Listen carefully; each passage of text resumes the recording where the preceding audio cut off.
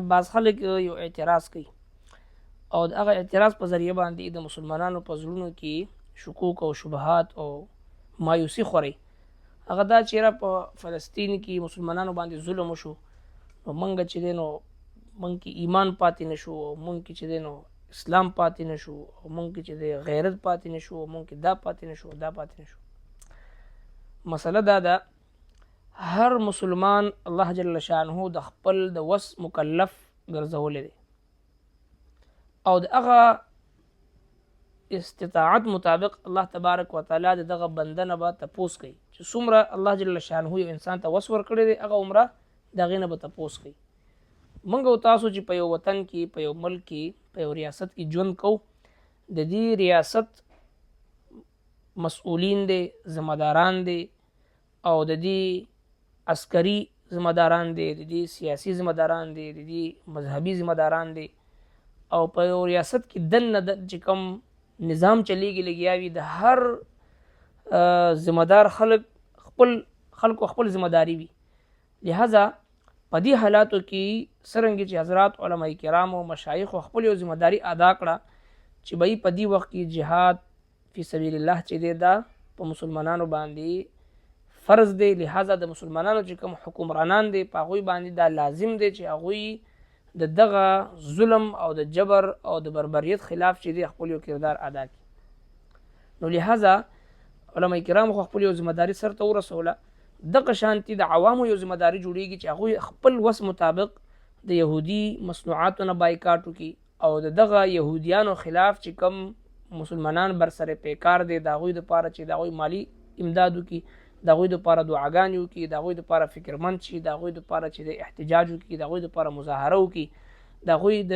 حمایت چې دی هغه په مختلفو طریقو سره هغه وکړي.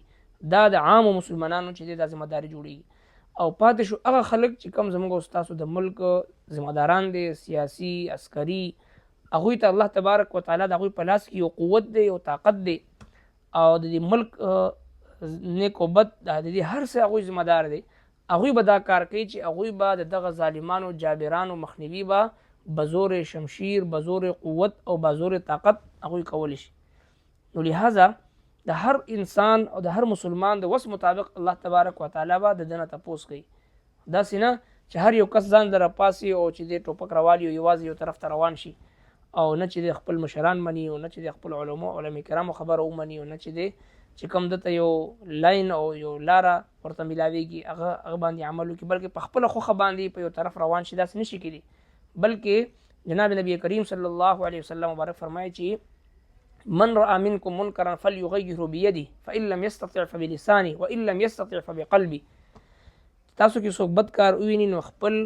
جبې سره خپل لاس سره یې منې کوي. نو حضرات محدثین کرام فرمایي د لاس سره منې کولو حکم چې دی دا حاکمي وقت ته دی دا اختیار هغه سره دی چې هغه په زور شمشیر او په زور باندې په لاس باندې منې کولی شي. فإن لم یستطع فبلسانه چې دا وس نه نو په ژبه باندې منې کوي. نو د ژبې سره منې کول دا د علماء کرامو ذمہداري ده چې هغوی یو څیز د ژبې قوت او طاقت الله جل شانه علماء کرامو له ورکړی دی. فإن لم یستطع فبقلبه که دا وس نه نو کم از کم زړه کې بد وګڼئ. دا عامو خلکو عامو مسلمانانو ذمہداري ده چې هغوی د یو نیک او بد کار باندې چې دی په یو نیک کار باندې خوشحالي اظهار وکړي په بد کار باندې چې دی هغه به د ناراضګۍ اظهار وکړي او د هغې د منې کولو لپاره چې دی هغه فکرمند به جوړیږي. نو لہذا داسې مایوسي خورول چې یاره نه مونږ کې ایمان پاتې دی او نه مونږ کې اسلام پاتې دی او نه مونږ کې غیرت پاتې دی او نه مونږ کې دا پاتې دی. رسول الله صلی الله علیه وسلم فرمایي چې یسروا ولا تعسروا بشروا ولا تنفروا. خلکو ته اسانتیا پیدا کړئ مشکلات مو پیدا کوئ خلکو ته زیری ووروئ نفرتونه مه خوروئ خلک مه مایوسه کوئ. هسې هم په دې پرفتن دور دی په دې پرفتن دور کې د نفرتونو خورولو او د ناامیدي او د مایوسي خورولو ضرورت نشته دی بلکې د الله تبارک وتعالی د خوږ پیغمبر صلی الله علیه وسلم د دې فرمان مطابق د هر انسان خپل حیثیت مطابق دغه مسؤلیت دی دغه ذمہداري ده چې هر یو انسان خپل د مسؤلیت په دایره کار کې دننه اوسېږي او د خپل حیثیت مطابق خبرې کوي او کار کوي. نو انشاءالله دینه به فساد او انتشار دا به نه جوړیږي مایوسي به نه خورېږي فتنه او فساد به نه خورېږي خیر به خورېږي. الله جل شانه د عمل توفیق راکړي.